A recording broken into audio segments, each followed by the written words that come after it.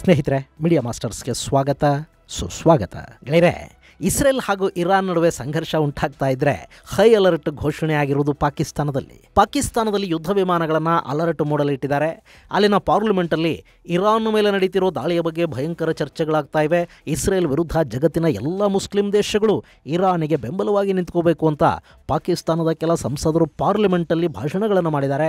ಈ ಮಧ್ಯೆ ಪಾಕಿಸ್ತಾನ ಬೆಚ್ಚಿ ಬೀಳೋ ಥರದ ಹೇಳಿಕೆಯೊಂದನ್ನು ಇರಾನಿನ ರೆವಲ್ಯೂಷನರಿ ಗಾರ್ಡ್ಸ್ನ ಹಿರಿಯ ಅಧಿಕಾರಿ ಮತ್ತು ಇರಾನಿಯನ್ ನ್ಯಾಷನಲ್ ಸೆಕ್ಯೂರಿಟಿ ಕೌನ್ಸಿಲ್ನ ಮೆಂಬರ್ ಕೂಡ ಆಗಿರುವ ಜನರಲ್ ಮೊಹಸೆನ್ ರೆಜಾಯ್ ಕೊಟ್ಟಿದ್ದಾರೆ. ಅಕಸ್ಮಾತ್ ಇಸ್ರೇಲ್ ಏನಾದರೂ ಇರಾನಿನ ಮೇಲೆ ಅಣುಬಾಂಬ್ ದಾಳಿ ಮಾಡಿದ್ರೆ ನಮ್ಮ ಪರವಾಗಿ ಇಸ್ರೇಲ್ ವಿರುದ್ಧ ಪಾಕಿಸ್ತಾನ ಅಣ್ವಸ್ತ್ರಗಳನ್ನು ಬಳಸುತ್ತೆ, ಹಾಗಂತ ಪಾಕಿಸ್ತಾನ ನಮಗೆ ಮಾತು ಕೊಟ್ಟಿದೆ ಅಂತ ಹೇಳೋ ಮೂಲಕ ಪಾಕಿಗಳ ಎದೆಯಲ್ಲಿ ರೈಲು ಓಡಾಡೋ ಹಾಗೆ ಇರಾನ್ನ ಸೇನಾಧಿಕಾರಿ ಮಾಡಿದ್ದಾರೆ. ಹಾಗಾದ್ರೆ ನಿಜಕ್ಕೂ ಇಸ್ರೇಲ್ ವಿರುದ್ಧ ಪಾಕಿಸ್ತಾನ ಅಣ್ವಸ್ತ್ರಗಳನ್ನ ಬಳಕೆ ಮಾಡುತ್ತಾ?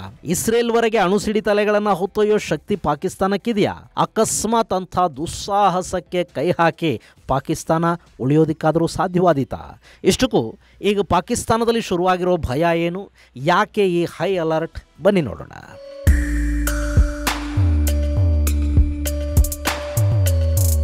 ಗೆಳೆಯರೆ, ಈ ಇರಾನಿಗೆ ಪಾಕಿಸ್ತಾನಿಗಳ ಮೇಲೆ ಅದು ಏನು ಸಿಟ್ಟಿದೆಯೋ ಗೊತ್ತಿಲ್ಲ. ಒಂದು ಕಡೆ ಇರಾನ್ ಹಾಗೂ ಇಸ್ರೇಲ್ ನಡುವೆ ಯುದ್ಧ ನಡೀತಿರುವಾಗಲೇ ಅದರಲ್ಲಿ ಪಾಕಿಸ್ತಾನವನ್ನು ಕೂಡ ಎಳೆಯೋ ಪ್ರಯತ್ನವೊಂದನ್ನು ಇರಾನ್ನ ಹಿರಿಯ ಸೇನಾಧಿಕಾರಿಯೊಬ್ಬರು ಮಾಡಿದ್ದಾರೆ. ಅವರು ಇಸ್ಲಾಮಿಕ್ ದೇಶಗಳು ನಮ್ಮ ನೆರವಿಗೆ ನಿಂತುಕೊಳ್ಳುತ್ತವೆ, ನಮ್ಮ ಹತ್ರ ಅಣುಬಾಂಬ್ ಇಲ್ಲದೇ ಇದ್ರೇನು ಪಾಕಿಸ್ತಾನದ ಬಳಿ ಅಣುಬಾಂಬ್ ಇದೆಯಲ್ಲ, ಅದು ಇಸ್ಲಾಮಿಕ್ ಅಣುಬಾಂಬೆ ತಾನೇ, ಬ್ರದರ್ಹುಡ್ ಇಲ್ಲಿ ಕೆಲಸ ಮಾಡುತ್ತೆ, ನಮ್ಮ ಮೇಲೆ ಇಸ್ರೇಲ್ ಅಣುದಾಳಿ ಮಾಡಿದರೆ ಅದಕ್ಕೆ ಪ್ರತೀಕಾರವಾಗಿ ಇಸ್ರೇಲ್ ಮೇಲೆ ನಾವು ದಾಳಿ ಮಾಡ್ತೀವಿ ಅಂತ ಪಾಕಿಸ್ತಾನ ನಮಗೆ ಮಾತು ಕೊಟ್ಟಿದೆ, ಹೀಗಾಗಿ ಅವರು ಖಂಡಿತ ದಾಳಿ ಮಾಡ್ತಾರೆ ಅನ್ನೋ ಹೇಳಿಕೆಯನ್ನು ಕೊಡೋ ಮೂಲಕ ಇಸ್ರೇಲಿನ ಗಮನ ಈಗ ಪಾಕಿಸ್ತಾನದ ಕಡೆಗೆ ಕೂಡ ಸ್ವಲ್ಪ ತಿರುಗೋ ಹಾಗೆ ಮಾಡ್ತಾ ಇದ್ದಾರೆ. ಇದರ ಪರಿಣಾಮ ಈಗ ಇಸ್ರೇಲ್ ಎಲ್ಲಿ ನಮ್ಮ ಮೇಲೆ ದಾಳಿ ಶುರು ಮಾಡಿಬಿಡುತ್ತೋ ಅಂತ ಪಾಕಿಸ್ತಾನ ಆತಂಕಗೊಳ್ತಾ ಇದೆ. ಹಾಗೆ ಪಾಕಿಸ್ತಾನದಲ್ಲಿನ ಎರಡು ಆಡಳಿತಗಳು ಅಲ್ಲಿ ಎರಡೆರಡು ಕಡೆ ನಿಂತಿವೆ. ಅವರ ಯುದ್ಧ ವಿಮಾನಗಳು ಇರಾನಿನ ಗಡಿಯಲ್ಲಿ ಹಾರಾಡ್ತಾ ಇವೆ. ಇರಾನ್ನ ಗಡಿಯಲ್ಲಿ ಹಾಗೂ ಅರಬ್ಬಿ ಸಮುದ್ರದ ಗಡಿಯಲ್ಲಿನ ರಡಾರ್ಗಳನ್ನು ಪಾಕಿಸ್ತಾನ ಆನ್ ಮಾಡಿಟ್ಟಿದೆ. ಏರ್ ಬೇಸ್ಗಳನ್ನು ಸನ್ನದ್ಧ ಸ್ಥಿತಿಗೆ ತಂದುಕೊಂಡಿದೆ ಮತ್ತು ಪಾಕಿಸ್ತಾನದ ಸೇನಾಧಿಕಾರಿಗಳು ನಿರಂತರವಾಗಿ ಅಮೆರಿಕಾದ ಜೊತೆ ಸಂಪರ್ಕದಲ್ಲಿದ್ದಾರೆ. ಇರಾನ್ ಇಸ್ರೇಲ್ ಸಂಘರ್ಷ ಪಾಕಿಸ್ತಾನವನ್ನು ಭಯದ ನೆರಳಿಗೆ ತಳ್ಳುತ್ತಾ ಇದೆ ಅನ್ನೋದು ಇಲ್ಲಿ ಎದ್ದು ಕಾಣ್ತಾ ಇದೆ. ಗೆಳೆಯರೆ, ಪಾಕಿಸ್ತಾನ ಹೇಗಿಲ್ಲಿ ಡಬಲ್ ಗೇಮ್ ಮಾಡ್ತಾ ಇದೆ ಅಂದರೆ, ಅಲ್ಲಿನ ಪ್ರಧಾನಿ ಶಹಬಾಜ್ ಶರೀಫ್ ಇಸ್ರೇಲ್ ದಾಳಿಯನ್ನು ಖಂಡಿಸಿ ನಾವು ಇರಾನ್ ಜೊತೆ ಇದ್ದೀವಿ ಅನ್ನೋ ಹೇಳಿಕೆಯನ್ನು ಕೊಡ್ತಾನೆ. ಅಲ್ಲಿನ ಸಂಸತ್ತಲ್ಲಿ ರಕ್ಷಣಾ ಸಚಿವ ಕ್ವಾಜಾ ಇಸ್ರೇಲ್ ಮಾಡ್ತಾ ಇರೋ ದಾಳಿಯನ್ನು ಇಸ್ಲಾಮಿಕ್ ಜಗತ್ತಿನ ಮೇಲೆ ನಡೀತಿರೋ ದಾಳಿ ಅನ್ನೋ ಹಾಗೆ ಬಿಂಬಿಸ್ತಾನೆ. ಉಳಿದ ಸಂಸದರು ಕೂಡ ಇರಾನ್ ಮೇಲೆ ಇಸ್ರೇಲ್ ದಾಳಿ ಮಾಡಿದ ನಂತರ ಅವರು ಪಾಕಿಸ್ತಾನದ ಮೇಲೂ ದಾಳಿ ಮಾಡ್ತಾರೆ, ನಮ್ಮ ಅಣ್ವಸ್ತ್ರಗಳನ್ನು ಕೂಡ ಇಸ್ರೇಲ್ ನಾಶ ಮಾಡಬೇಕು ಅಂತ ಬಯಸ್ತಾ ಇದೆ ಅಂತೆಲ್ಲ ಮಾತಾಡ್ತಾ ಇದ್ದಾರೆ. ಮತ್ತೊಂದು ಕಡೆ ಪಾಕಿಸ್ತಾನದ ಸೇನೆ ಇರಾನಿನ ಗಡಿಯಲ್ಲಿ ಹಾರಾಟ ಮಾಡೋ ಮೂಲಕ ಅಲ್ಲಿನ ಸ್ಟ್ರಾಟಜಿಕ್ ಸ್ಥಳಗಳು ಹಾಗೂ ಅವರ ಸೇನಾ ಚಲನವಲನಗಳ ಬಗ್ಗೆ ಮಾಹಿತಿಯನ್ನ ಅಮೆರಿಕಾದ ಏಜೆನ್ಸಿಗಳಿಗೆ ತಲುಪಿಸುವ ಪ್ರಯತ್ನವನ್ನು ಮಾಡ್ತಾ ಇದೆ. ಈ ಮೂಲಕ ಅಮೆರಿಕಾನ ತೃಪ್ತಿಪಡಿಸ್ತಾ ಅಮೆರಿಕಾದ ಮೂಲಕ ಇಸ್ರೇಲಿಗೆ ಸಹಾಯ ಮಾಡ್ತಾ ಇದೆ ಪಾಕಿಸ್ತಾನದ ಸೈನ್ಯ. ಇಲ್ಲಿ ಇಸ್ರೇಲ್, ಅಮೆರಿಕ ಹಾಗೂ ಪಾಕಿಸ್ತಾನಗಳ ನಡುವೆ ಇರೋದು ಒಂದು ವಿಚಿತ್ರ triangle love and hate story. ಗೆಳೆಯರೆ, ಇಲ್ಲಿ ಪಾಕಿಸ್ತಾನ ಹಾಗೂ ಇಸ್ರೇಲ್ನ ಸಂಬಂಧದ ಬಗ್ಗೆ ನಾವು ನೋಡೋದಾದ್ರೆ, ಪಾಕಿಸ್ತಾನ ಅನ್ನೋ ಇಸ್ಲಾಮಿಕ್ ದೇಶ ಇಸ್ರೇಲ್ ಅನ್ನ, ಯಹೂದ್ಯರ ದೇಶವನ್ನ ಪ್ರೀತಿಸೋದಕ್ಕೆ ಯಾವತ್ತಿಗೂ ಸಾಧ್ಯನೇ ಇಲ್ಲ. ಏನೇ ಪಾಕಿಸ್ತಾನಿಗಳು ಹಣಕ್ಕಾಗಿ ತಮ್ಮನ್ನು ತಾವು ಮಾರ್ಕೊಳ್ತಾರೆ ಅಂದ್ರೂ ಕೂಡ ನೇರವಾಗಿ ಅವರು ಇಸ್ರೇಲ್ ಜೊತೆ ಉತ್ತಮ ಬಾಂಧವ್ಯವನ್ನ ಹೊಂದೋದಕ್ಕೆ ಸಾಧ್ಯ ಆಗುವುದಿಲ್ಲ. ಹಾಗೇನಾದರೂ ಮಾಡಿದ್ರೆ ಅಲ್ಲಿನ ಮುಸ್ಲಿಂ ಸಮುದಾಯ, ಮೌಲ್ವಿಗಳು, ಮತಾಂಧರು ಪಾಕಿಸ್ತಾನದ ಆಡಳಿತದ ವಿರುದ್ಧ ತಿರುಗಿ ಬೀಳ್ತಾರೆ. ಹೀಗಾಗಿ ಇಸ್ರೇಲ್ಗೆ ಇವತ್ತಿಗೂ ಕೂಡ ಪಾಕಿಸ್ತಾನ ಅಧಿಕೃತ ದೇಶದ ಮಾನ್ಯತೆಯನ್ನು ಕೊಟ್ಟಿಲ್ಲ. ಇನ್ನು ಇಸ್ರೇಲ್ ಈ ಭಾಗದಲ್ಲಿ ಯಾವುದೇ ಮುಸ್ಲಿಂ ದೇಶ ಅಣುಶಕ್ತ ಆಗೋದನ್ನ ಬಯಸೋದಿಲ್ಲ. ಅದಕ್ಕೆ ಕಾರಣ ಯಹೂದ್ಯರ ಮೇಲೆ ಮುಸ್ಲಿಮರಿಗಿರುವ ದ್ವೇಷ. ಇಲ್ಲಿ ಪಾಕಿಸ್ತಾನ ಕೂಡ ಅಣುಶಕ್ತವಾಗುವುದು ಇಸ್ರೇಲ್ಗೆ ಇಷ್ಟ ಇರಲಿಲ್ಲ. ಇಸ್ಲಾಮಿಕ್ ದೇಶಗಳ ಸಮಸ್ಯೆ ಏನು ಅಂದ್ರೆ, ಅಲ್ಲಿ ಯಾವಾಗ ಪ್ರಜಾಪ್ರಭುತ್ವ ಇರುತ್ತೆ, ಯಾವಾಗ ಆಡಳಿತ ಅನ್ನೋದು ಉಗ್ರರ ಕೈ ತಲುಪುತ್ತೆ ಅನ್ನೋದನ್ನ ಖಚಿತವಾಗಿ ಹೇಳೋದಕ್ಕೆ ಸಾಧ್ಯ ಆಗುವುದಿಲ್ಲ. ಹೀಗಾಗಿ ಸಮೂಹ ನಾಶಕ ಅಸ್ತ್ರಗಳು ಇಸ್ಲಾಮಿಕ್ ದೇಶಗಳ ಕೈಯಲ್ಲಿರುವುದು ಸೇಫ್ ಅಲ್ಲ ಅಂತ ಇಸ್ರೇಲ್ ಭಾವಿಸುತ್ತೆ. ಸೊ ಪಾಕಿಸ್ತಾನ ಅಣುಶಕ್ತಗೊಳ್ಳುವುದು ಇಸ್ರೇಲಿಗೆ ಸುತರಾಮ್ ಇಷ್ಟ ಇರಲಿಲ್ಲ. ಇಷ್ಟರ ಮೇಲೂ ಪಾಕಿಸ್ತಾನ ಅಮೆರಿಕಾದ ಕೃಪೆಯಿಂದ ಅಣುಶಕ್ತ ಆಯಿತು.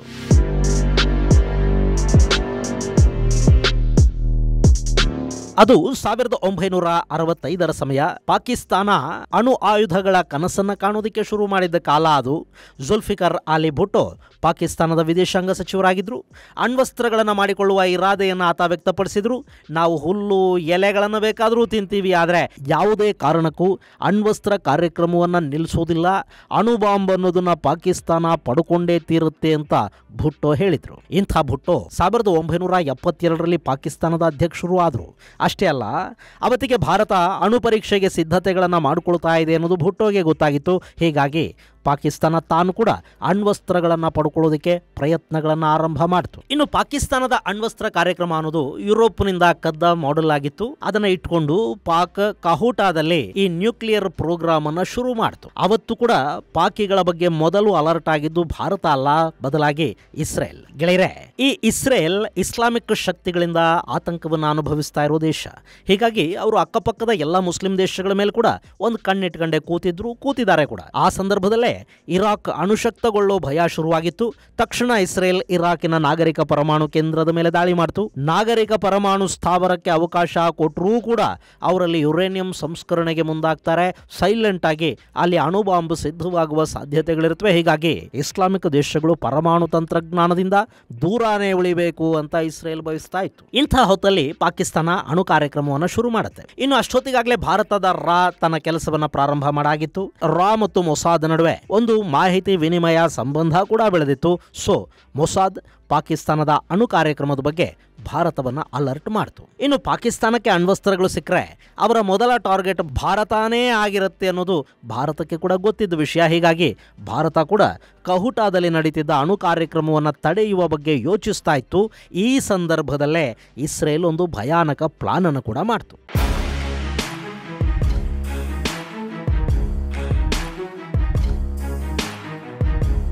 ಅದು 1984. ಪಾಕಿಸ್ತಾನದ ಗಮನ ಸಿಯಾಚಿನ್ ಕಡೆ ಇತ್ತು. ಅವರು ಆ ಎತ್ತರದ ಹಿಮಪರ್ವತವನ್ನ ತಮ್ಮ ಕೈವಶ ಮಾಡ್ಕೋಬೇಕು ಅಂತ ಯೋಜನೆಯನ್ನ ರೂಪಿಸಿಕೊಂಡು ಕೂತಿದ್ರು. ಪಾಕಿಸ್ತಾನ ತನ್ನ ಸೇನೆ ಮತ್ತು ಆಯುಧಗಳನ್ನ ಕಾಶ್ಮೀರದ ಗಡಿಗೆ ಕಳುಹಿಸಿಕೊಟ್ಟಿತ್ತು. ಇದನ್ನ ಗಮನಿಸಿದ ಮೊಸಾದ್ ಇದೇ ಸಮಯವನ್ನ ಬಳಸಿಕೊಂಡು ಪಾಕಿಸ್ತಾನದ ಕಹೋಟಾ ಮೇಲೆ ದಾಳಿ ಮಾಡೋ ಬಗ್ಗೆ ಒಂದು ಪ್ಲಾನ್ ಅನ್ನು ಮಾಡಿತು. ಆದರೆ ಅವತ್ತಿಗೆ ಇಸ್ರೇಲ್ನಿಂದ ನೇರವಾಗಿ ಪಾಕಿಸ್ತಾನದ ಮೇಲೆ ದಾಳಿ ಮಾಡೋದಕ್ಕೆ ಸಾಧ್ಯ ಆಗ್ತಿರಲಿಲ್ಲ. ಎರಡೂ ದೇಶಗಳ ನಡುವಿನ ಅಂತರ ಸುಮಾರು 4000 ಕಿಲೋಮೀಟರ್ಗಳವರೆಗೆ ಇತ್ತು. ಅವತ್ತಿಗಿನ್ನು ಬಿಯಾಂಡ್ ದ ವಿಜುವಲ್ ರೇಂಜ್ ಮಿಸೈಲುಗಳು ಇರಲಿಲ್ಲ.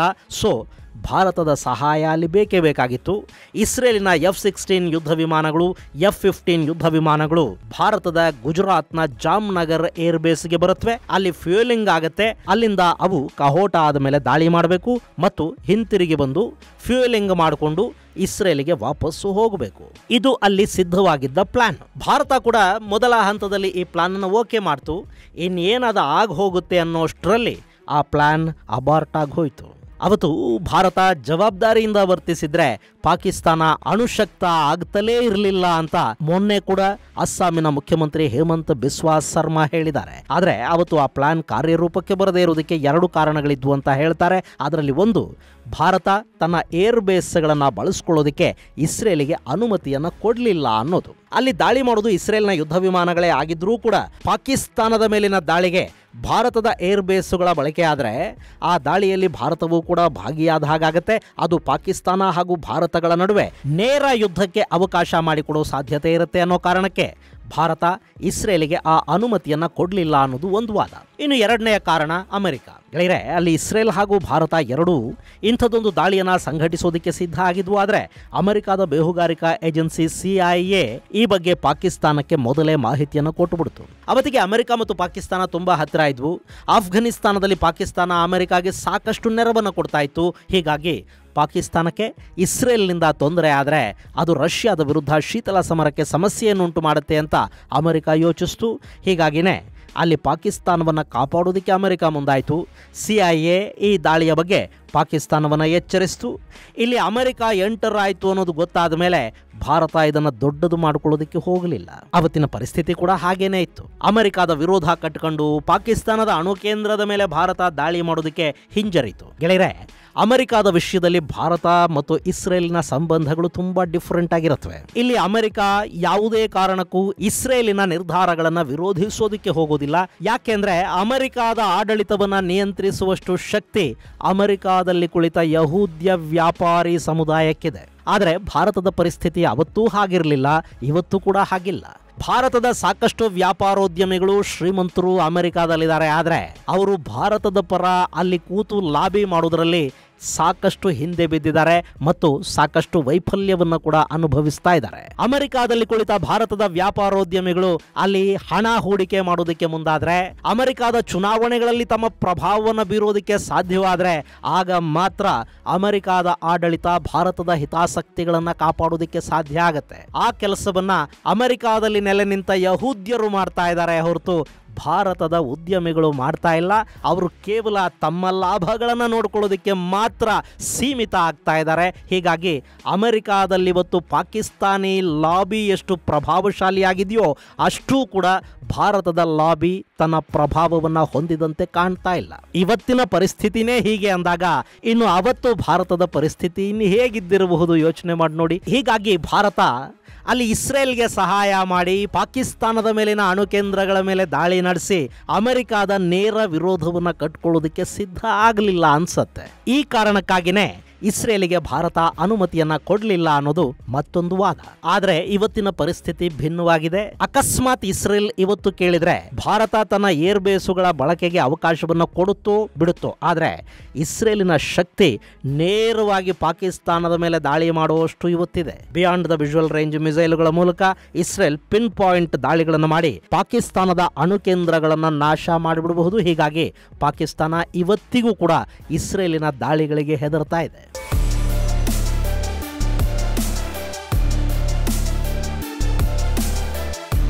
ಇನ್ನು ಪಾಕಿಸ್ತಾನದ ಬಳಿ ಇರೋ ಅಣ್ವಸ್ತ್ರಗಳ ಕಂಟ್ರೋಲ್ ಇರೋದು ಅಮೆರಿಕಾದ ಬಳಿ. ಪಾಕಿಸ್ತಾನಕ್ಕೆ ಒಂದಷ್ಟು ಸಣ್ಣ ಪುಟ್ಟ ಡರ್ಟಿ ಬಾಂಬುಗಳನ್ನು ಮಾಡಿಕೊಳ್ಳುವಷ್ಟು ಅವಕಾಶವನ್ನು ಅಮೆರಿಕ ಕೊಟ್ಟಿದ್ರೂ ಕೂಡ ಅದರ ಬೀಗದ ಕೈಯನ್ನು ತನ್ನ ಬಳಿ ಇಟ್ಕೊಂಡಿದೆ. ಇಷ್ಟರ ಮೇಲೂ ಪಾಪ ಶಹಬಾಜ್ ಶರೀಫ್ ಇರಾನಿಗೆ ನಿಮ್ಮ ಮೇಲೆ ಅಣು ಬಾಂಬ್ ಬಿದ್ದರೆ ನಾವು ಇಸ್ರೇಲ್ ಮೇಲೆ ದಾಳಿ ಮಾಡ್ತೀವಿ, ಹೆದರಬೇಡಿ ಅಂತ ಹೇಳಿದಾನಂತೆ. ಆತನಿಗೆ ಆ ಅಣ್ವಸ್ತ್ರಗಳು ಎಲ್ಲಿವೆ ಅನ್ನೋದಾದರೂ ಗೊತ್ತಿದೆಯೋ ಇಲ್ವೋ. ಅದರಲ್ಲೂ ಶಹಬಾಜ್ ಟ್ವೀಟ್ ಒಂದು ಸಿಕ್ಕಾಪಟ್ಟೆ ವೈರಲ್ ಆಯಿತು. ಕಂಡೆಮ್ ಅನ್ನೋದಕ್ಕೆ ಶಹಬಾಜ್ ಬಳಸಿದ್ದ ಸ್ಪೆಲ್ಲಿಂಗು ಟ್ರೋಲ್ ಆಗ್ತಾ ಇತ್ತು. ಆಮೇಲೆ ಅದನ್ನು ಸರಿಪಡಿಸಿದ್ರಂತೆ. ಈ ಸ್ಪೆಲ್ಲಿಂಗ್ ಮಿಸ್ಟೇಕ್ಗಳು ಇರುತ್ತವೆ, ಆದರೆ ಇಸ್ರೇಲ್ ವಿರುದ್ಧ ಇರಾನಿಗೆ ಸಹಾಯ ಮಾಡೋ ಶಕ್ತಿ ಪಾಕಿಸ್ತಾನಕ್ಕಿದೆಯಾ? ಇಲ್ಲಿ ಪಾಕ್ ಸೇನೆ ಇರಾನ್ ವಿರುದ್ಧ ಅಮೆರಿಕಾಗೆ ಬೇಕಾದ ಸಹಾಯವನ್ನು ಮಾಡೋದಕ್ಕೆ ಸಿದ್ಧ ಆಗ್ತಾ ಇದೆ. ಅದವರಿಗೆ ಅನಿವಾರ್ಯ ಕೂಡ. ಹಾಗೆ ಮಾಡದೇ ಇದ್ರೆ ಬಲೂಚನ್ನ ಅಮೆರಿಕ ಕಿತ್ಕೊಂಡು ಬಿಡುತ್ತೆ. ಸೊ ಇರಾನಿನ ಗಡಿಯಲ್ಲಿ ಪಾಕಿಸ್ತಾನದ ವಾಯುಪಡೆಯ ವಿಮಾನಗಳು ಹಾರ್ತಾ ಇವೆ. ಒಂದು ವೇಳೆ ಅಮೆರಿಕ ದಾಳಿ ಮಾಡಿ ಇರಾನ್ ಮೇಲೆ ಅಂದರೆ ಪಾಕಿಸ್ತಾನ ಇರಾನಿನ ಮೇಲೆ ದಾಳಿ ಮಾಡಬೇಕೇ ಹೊರತು ಇಸ್ರೇಲಿನ ಮೇಲಲ್ಲ.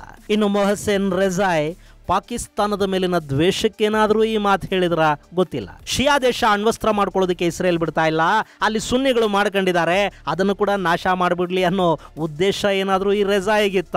ಯಾಕೆಂದ್ರೆ ಇಲ್ಲಿ ಇಸ್ರೇಲ್ ವಿರುದ್ಧ Pakistan Shaheen 3 surface to surface ballistic missile ಅನ್ನು ಬಳಸಿ ದಾಳಿ ಮಾಡುತ್ತೆ ಅಂತ ರೆಜಾಯ್ ಹೇಳಿದ್ದಾರೆ. ಈ ಶಾಹಿನ್ 3ಯ ರೇಂಜು 2750 ಕಿಲೋಮೀಟರ್. ಮೊನ್ನೆ ಶಾಹೀನ್ ಅನ್ನು ಕೂಡ ಭಾರತದ ವಿರುದ್ಧ ಪಾಕಿಸ್ತಾನ ಬಳಸ್ತು.